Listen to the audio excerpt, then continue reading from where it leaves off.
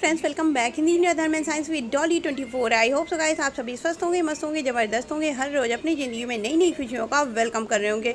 दोस्तों, माता कात्यायनी का 6वां दिन होता है और माता कात्यायनी की अगर हम विशेषताओं की बात करें तो इसमें एक सबसे बड़ी विशेषता तो यही है कि माता कात्यायनी की पूजा रावण ने पूरी ज़िंदगी करी। और अगर उसके कुटुंब की माता का उल्लेख कहीं देखा जाता है तो पुराणों में माता कात्यायनी का ही स्वरूप देखने को मिलता है। इसके अलावा भी बहुत सी ऐसे अनसुने राज हैं जिनको आज हम बताने जा रहे हैं। लेकिन उससे पहले गाइस, अगर आपने मेरा चैनल अभी तक सब्सक्राइब नहीं किया है तो प्लीज़ सब्सक्राइब माई चैनल।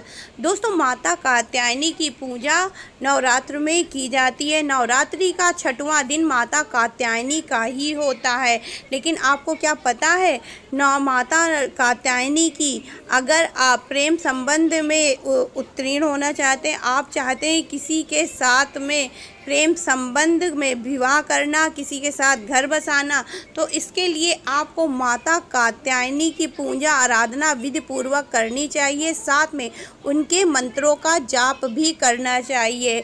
और माता कात्यायनी के मंत्र की विशेष प्रक्रिया ये है कि आप इनके मंत्र की शुरुआत 12 बजे दोपहर से, या तो आप मध्य दोपहर से शुरू करें या आप 12 बजे रात्रि से शुरू करें, लेकिन एक साथ इनके मंत्रों की 24 घंटे तक का आपको लगातार मंत्र जाप करना होता है। इसके अलावा माता कात्यायनी के ओम हेम क्लीम कात्यायनी नमः इस मंत्र का जाप करना होता है। इसके अलावा यदि आप किसी विशेष प्रकार की विद्या में या किसी विशेष प्रकार के कार्य में अपनी विजय चाहते हैं, आप चाहते हैं कि उसको हर हाल में आपको विजय धारण करना, उसको हर हाल में आपको पाना है, तो ऐसी स्थिति में माता कात्यायनी के मंत्रों का आप जाप कर सकते हैं।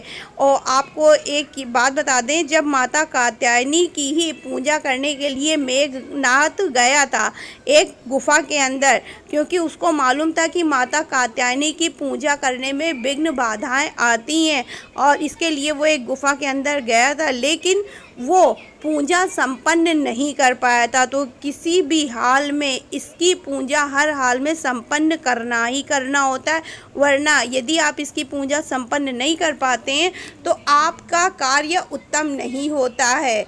और मेघनाथ का, जैसा कि आप सभी को पता है, वो युद्ध में पराजय का मुंह से देखना पड़ा था। इसके अलावा आप माता कात्यायनी से कोई भी वरदान सिद्ध करा सकते हैं। कोई भी अचूक फल आपको प्राप्त करना हो तो माता कात्यायनी का 24 घंटे, जैसा कि हम बता चुके हैं, 24 घंटे निरंतर जाप करना होता। इसके अलावा कुछ ऐसी भी शक्तियाँ माता कात्यायनी की पूजा से हमको मिल जाती हैं जो कि अपने आप में ही बहुत ही ज़्यादा अदृश्य होती, जिनको हम गूढ़ विद्या भी बोलते हैं।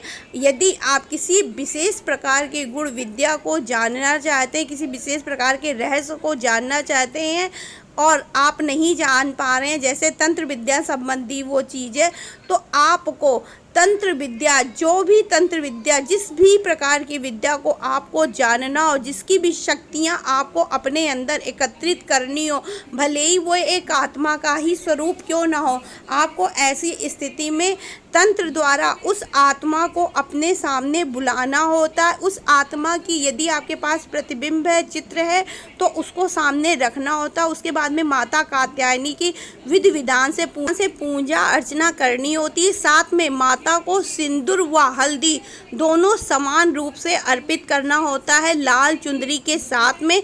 इसके अलावा आपको लौंग व सुपारी भी माता को अर्पित करना होता है। और इसके बाद में तंत्र विद्या द्वारा आप उस आत्मा को बुलाते हैं, और यदि आप चाहते हैं कि उस आत्मा को आप अपने शरीर में धारण कर लें, कोई महान आत्मा है या कोई ऐसी आत्मा है जिससे आप अपना काम कराना चाहते हैं या काम करना चाहते हैं उसके माध्यम से, तो आप उस आत्मा को अपने अंदर भी धारण कर सकते हैं। ये माता कात्यायनी का एक विशेष प्रकार से गुण है। अगर आप उनकी पूजा करते हैं, वो भी, इसके लिए भी आपको निरंतर 24 आवर्स मंत्र का जाप करना ही होता है। माता कात्यायनी के सभी मंत्र अपने आप में बहुत ही ज़्यादा पावरफुल हैं।